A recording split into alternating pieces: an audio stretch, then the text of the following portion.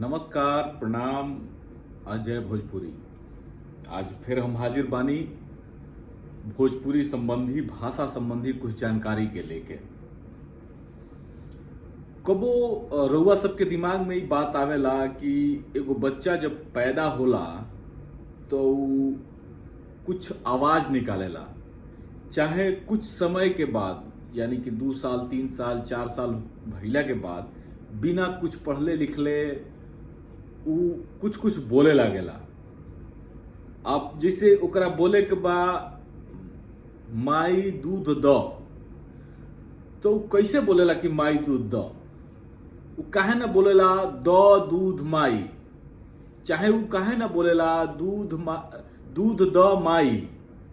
आखिर कौन ऐसन चीज बाटे जोन की वो बच्चा के माई दूध द, माई दूध दे, दूध दे रे माई, मतलब वो कैसे व्याकरण के पकड़ेला? आखिर कोनो चीज तो बच्चन के भीतरी होई, ओकरा दिमाग में होई, कुछ हार्मोन्स होई, कुछ ग्रंथि होई जौन ओकरा के भाषा के सही तरीका से सोझा राखे खातिर सिखावत होके, बतावत होके, डायरेक्शन देत होके। हम आज बात करे जा रहे बानी भाषाई ग्रंथि के बारे में, लैंग्वेज हार्मोन्स के बारे में। दिमाग में, आदमी के दिमाग में जौन लैंग्वेज हार्मोन्स रहेला, चाहे भाषा के जौन चुनाव, भाषा के लेके जौन जानकारी देला, जौन रुआ के ऑर्डर देला, जौन रुआ सोच के एगो व्यवस्थित तरीका करेला भाषाई रूपी सोच के, हम आज वही से जुड़ल हार्मोन्स आ ग्रंथ के ऊपर बात करे जा रहल बानी। ऐसे तो आधिकारिक अप्रायोगिक रूप से सिद्ध नइखे भइल, बाकी एगो थियरी है, नोआम चोम्स्की के दिहल थियरी है, जौना के नैटविश थियरी कहल जाला। बड़ा मशहूर थियरी हटे ई, लगभग 50 साल नोआम चोम्स्की जौन बारे तौन काम कैले ए भाषा से जुड़ल जानकारी पर, आ ओकरा बाद ई थियरी दिले रहले, जौना के हिसाब से आदमी के दिमाग में जैसे बाकी सब ग्रंथि बाड़ीन स, वैसे ही भाषा के एगो ग्रंथि बड़ुए, जौन अपना बनला के बाद बाहर के दुनिया में चलत आवाज पर एक्टिवेट हो जाले, सक्रिय हो जाले। अर्थात बच्चा जब गर्भ में रहेला आ जब ओकरा दिमाग के शुरुआती विकास होला, ओ घड़ी ए हार्मोन के विकास होखे लागेला। एकरा में ई जोन थियरी हटे, नैटविश थियरी, ओकरा में वो कहता रहे that children are born with innate ability to organize laws of language which enables children to easily learn a native language. ध्यान दी, native language. They believe that children have language specific abilities that assist them as they walk towards mastering a language. Innate ability मने का होला? बहुत जरूरी ई शब्द बाटे, इस शब्द के रुआ सब ध्यान में राखी।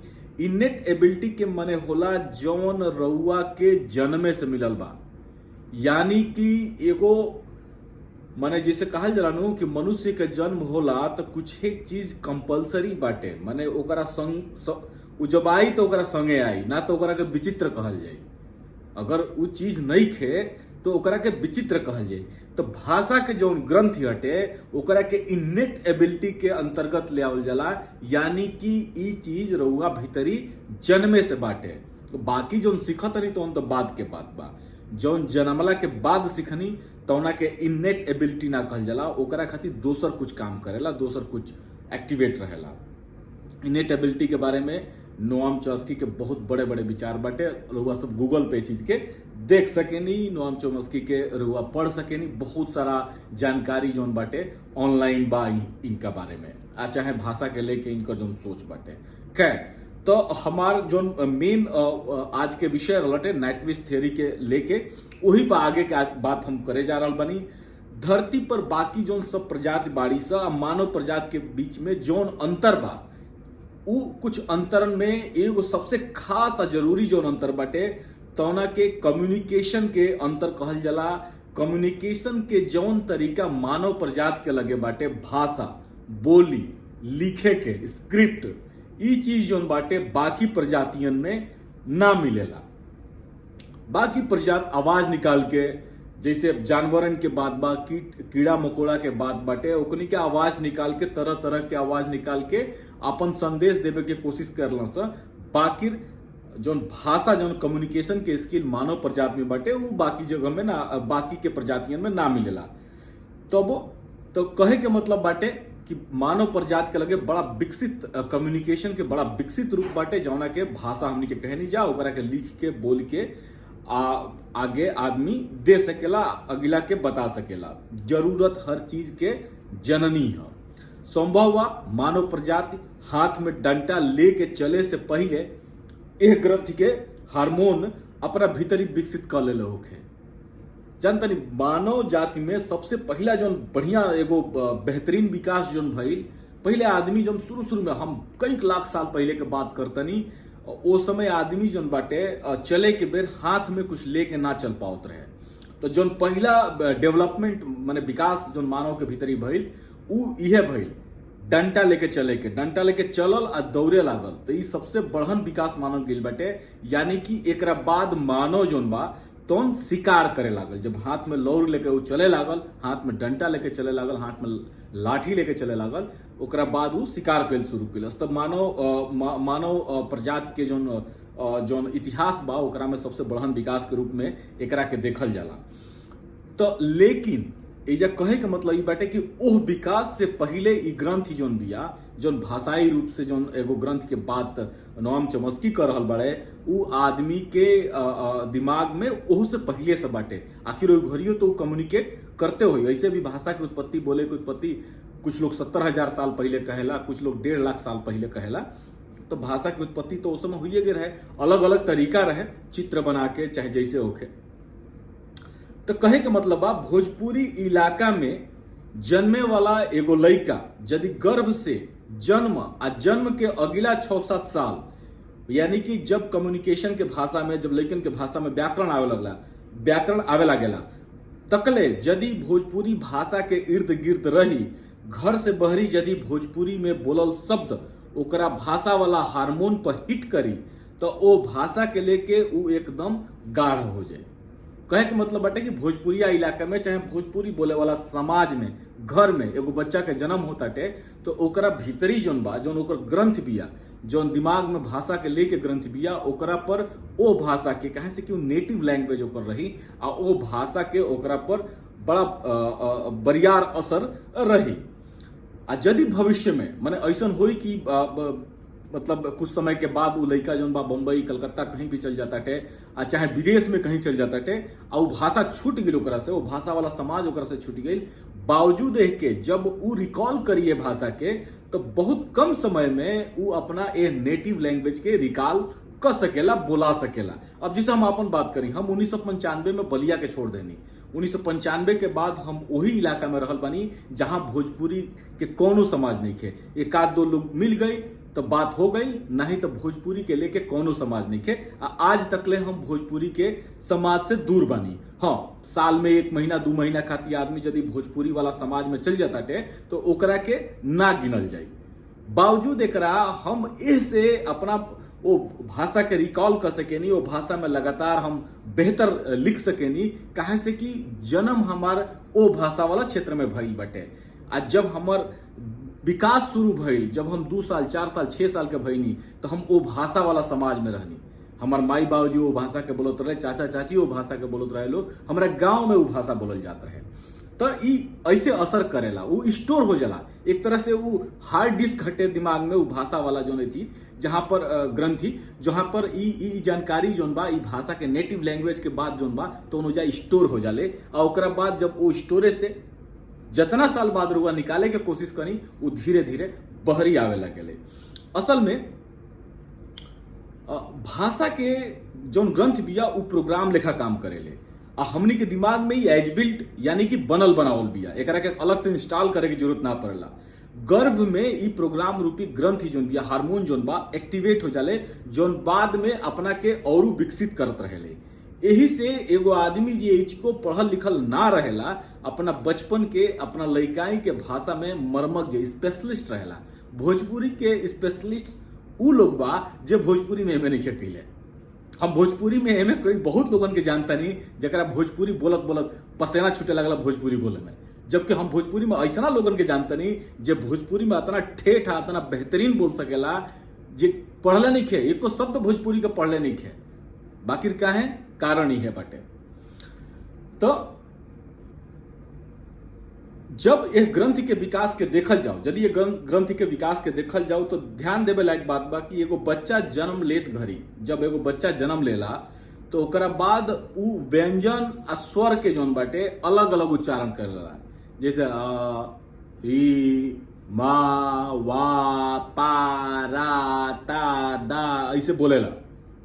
बर्लिन के 2 यूनिवर्सिटी के लोग शोध के लिए रहे, मतलब बच्चा जन्म लेना से ओकरा बाद उ शोध के लिए रहे, तो उ ए बात के कहते कि इस शोध में जो बात उजा निकलल इहे कि बच्चा जब 2 महीना के रहेला तो उ भाषा के पकड़े लागेला। भाषा के जोन ओकरा दिमाग में तो पहले स्वर आ व्यंजन अलग अलग रहताटे, ओकरा बाद उ व्याकरण के तरह से भाषा के शब्दन के अपना दिमाग में उ प्रोग्राम के जोन बा रन करे लागेला। आ जब 2 साल के होत होत जौन बच्चा बाड़ा स तो व्यंजन स्वर मिला के बोले लागेला स, माई चाचा पापा ई कुल अब बोला लगे, मतलब स्वर आ व्यंजन दोनों के ओकनी के मिला देना स। और 6-7 साल के उम्र के होत होत बच्चन में, मतलब 5-6 साल, कुछ बच्चन में तनी पहले कुछ बच्चन में तनी बाद में सर्वनाम के उपयोग होखे लागेला, क्रियापद के उपयोग होखे लागेला, वाक्य बोले लागेला स। बाकी ध्यान देव ओकनी के व्याकरण के हिसाब से बोलेला स। तो यानी कि भाषाई जौन ग्रंथ दिया उ प्रोग्राम जौन दिमाग में बाटे भाषा के लेके जौन ओकनी के आसपास आरी कगरी देखा ताना सो ओ हिसाब से ओकनी के ए चीज के बनावे लगा ताना सो। ध्यान देवे के बात बाटे। अब ये बहुत बेसिक चीज बाटे, हमनी के एकरा ए चीज पर कोनो बहुत ध्यान देवे के जरूरत बा ना। ई वैज्ञानिक लोग एकरा पर शोध करता है, एंथ्रोपोलॉजिस्ट लोग एकरा पर काम कर रहल बा। बाकी ई जानकारी ये से जरूरी बाटे कि जब रउआ अपना आवे वाली पीढ़ी के कुछ ट्रांसफर करे के बात करता नहीं तो बहुत सारा चीज जौन बा रउआ चाहे उ जब बच्चा बड़ हो रहल बा तो ओकनी के आसपास में रउआ कौना चीज के दे रहल बानी ई बहुत जरूरी बाटे। ध्यान दही, हम बार बार कहने की एगो भोजपुरिया खातिर भोजपुरी में लिखल हमेशा से आसान रही, ओकरा सीखे के जरूरत नहीं है। बट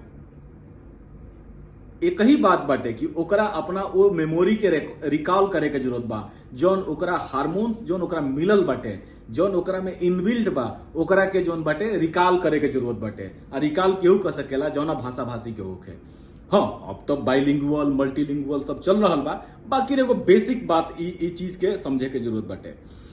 ऐसे तो ग्रंथि के कोनो रूप आकार अबही ले दिमाग में मुड़ी में हमनी के मिलल नहीं है, फिजिकल रूप से ऐसा कोनो ग्रंथ मिलल नहीं है जौना के बतावल जा सके कि हइया ग्रंथि हटे। बाकी अलग अलग वैज्ञानिक जौन बाड़े शोध में एगो बीमारी के पता कैले बाड़े, वो बीमारी के नाम है एफेसिया। हम स्क्रीन पर दिखा देता नहीं। एफेसिया यानी कि एगो ऐसा बीमारी है जौना से भाषा संबंधी समस्या हो सकेला जबकि दिमागी ज्ञान बनल रही। यानी कि रउआ चतुर रहब, रउआ चलाक रहब, रउआ जानकार रहब, बाकी भाषा से जुड़ल जौन एक्सप्रेशन बा, जौन संप्रेषण बाटे ओकरा पर असर पड़ी। एफेसिया के बारे में देख ली, ग्रंथि रुआ देखते बानी, अलग अलग एकरा में जौन हिस्सा बाटे ओकरा बारे में जौन स्क्रीन पर रुआ देख सकेनी। टाइप ऑफ एफेसिया दिहल बाटे, एकरा में एगो जौन एफेसिया के जौन प्रकार होला ओकरा में रुआ देख सकेनी कि anomic aphasia, वर्नेकी aphasia, Broca aphasia, global aphasia, ये अलग अलग एफेसिया बाटे। हर एफेसिया में का दिक्कत होला ओकरा बारे में रुआ स्क्रीन पर देख सकेनी। हम वो बारे में बात ना करब, हम दू तरह के एफेसिया पर बात करब। वर्निके एफेसिया नाव के बीमारी जौन की दिमाग के बाएं लगे के हिस्सा में घाव लगला से होले, माने घाव लागल, दब उब गइल, जाता गइल। ए बीमारी से बीमार आदमी सामान्य वाक्य बना सकेला, बाकी ऊ ना कोनो वाक्य कह पाई ना ऊ कोनो वाक्य के बुझ पाई। वाक्य के ऊ बना ली, बाकी ओकरा के एक्सप्रेस ना कर पाई। आ केहू कोनो वाक्य कहता ओकरा के तो ओकरा के ऊ बुझ ना पाई। ई वर्निके एफेसिया बीमारी में होला। जबकि जौन ब्रोका एफेसिया बाटे ओ बीमारी में आदमी वाक्य बना सकेला, बाकी केहू के कहल बात के बुझ ना सकेला। तो ई कहीं वही ग्रंथि पर जो हार्मोन पर असर पड़ेला, जौना वजह से चोट लगला से अलग अलग कारण बाटे। एकरा वजह से ही होला। लइकन में एह बीमारी में ई उम्मीद राखल जाला कि समय के संगे संगे हो सकेला उ अपना बचपन के लइकाई पके भाषा के रिकॉल ना कर पावे, बाकिर नया भाषा संभव बा उ सीख सकेला। माने ये एगो बीमारी ऐसा हटे कि ओकरा भीतरी उ हार्ड डिस्क बाटे, बाकिर उ हार्ड डिस्क एक्टिवेट नहीं हो पावत एह बीमारी के वजह से। बाकिर नया चीज उ सीख सकेला, नया भाषा उ सीख सकेला, ठीक। बाकी यदि उ सीखतो बात ऐसा ना सीख पाई जैसन शुरू से एगो सामान्य इंसान सीखेला, एगो भाषाई रूप से दिक्कत होता है। एगो ग्रंथि जौना पर उ एगो बीमारी तरीका से है, यानी कि अगर नेटिव लैंग्वेज मातृभाषा बिया अगर ओकरा के उ रिकॉल नहीं कर पावत, ओकरा में उ काम नहीं कर पावत, तो कहीं ना कहीं एफेसिया के कोनो ना कोनो प्रकार जोन बा ओकरा दिमाग पर असर कैले बाटे। वो अपना हार्ड डिस्क में अपना प्रोग्राम के रिबूट नहीं कर पावत, वो अपना हार्ड डिस्क के जो ही नहीं कर पावत, वो हार्ड डिस्क में जो डेटा बाटे अपना नेटिव लैंग्वेज के वो डेटा के जो ही नहीं कर पावत। भारत में सामान्य रूप से भाषा विज्ञान पर बहुत कम अब बहुते कम काम भइल बा, जौना के नतीजा बाटे हमनी के बात बेबात पर मातृभाषा के लेके चाहे राष्ट्रभाषा के लेके बहुत ज्यादा उत्तेजित हो जानी जा। बाकी एकर वैज्ञानिक एकर जरूरत वाला जो जानकारी बाटे काहे ई जरूरत बाटे ओह के ना बुझ पावे नहीं जा। कुछ दिन पहले मोहन भागवत जी कहनी कि मातृभाषा में पढ़े के चाहिए, मातृभाषा के अंग्रेजी के छोड़ दिया जाओ, मातृभाषा के पढ़ल जाओ। बाकी उहे भागवत जी के जोन संस्था बिया तौन उत्तर भारत में आके मातृभाषा मने हिंदी कहेले, और वह दक्षिण भाषा में जाले तो मातृभाषा मने तमिल और कन्नड़ कहेले। काहे भोजपुरी मातृभाषा ना है? ये बात के सोचे के जरूरत बाटे। हमनी के यहाँ भाषा के लेके बहुत समस्या बा, खास करके भाषा का हटे ओकरा के बुझे के लेके बहुत समस्या बाटे। आज वो लोग जोन बा बहुत संवेदनशील बहुत भावनात्मक तरीका से हिंदी से जुड़ल बाटे, आ अतना जुड़ल बाटे कि अपना मातृभाषा के अपना भोजपुरी के छोड़ देता है। तो हम आज वैज्ञानिक बात लेके नहीं हटे, हम एक बारे में जानकार ना है, हम कुछ पढ़नी है जानकारी और ओकरा आधार पर ये बात के लेके आयल बनी। वीडियो तनी लम्हर हो गई बाटे, बाकी जानकारी ऐसा बाटे कि रुआ सबसे शेयर करे कर लटे, ऐसे हम नहीं हटे। बहुत बहुत धन्यवाद। ये वीडियो के रुआ देखनी, ये जानकारी के देखनी, एफेसिया के देखनी। उम्मीद बाटे कि हमनी के एफेसिया से ग्रसित नहीं खींचा, अपना मातृभाषा के हमनी के रिकॉल कर सके नहीं जा, ओकरा में लिख सके नहीं जा, ओकरा में बोल सके नहीं जा। कहीं रुआ एफेसिया से ग्रसित तो नहीं खीनो। धन्यवाद, प्रणाम, अजय भोजपुरी।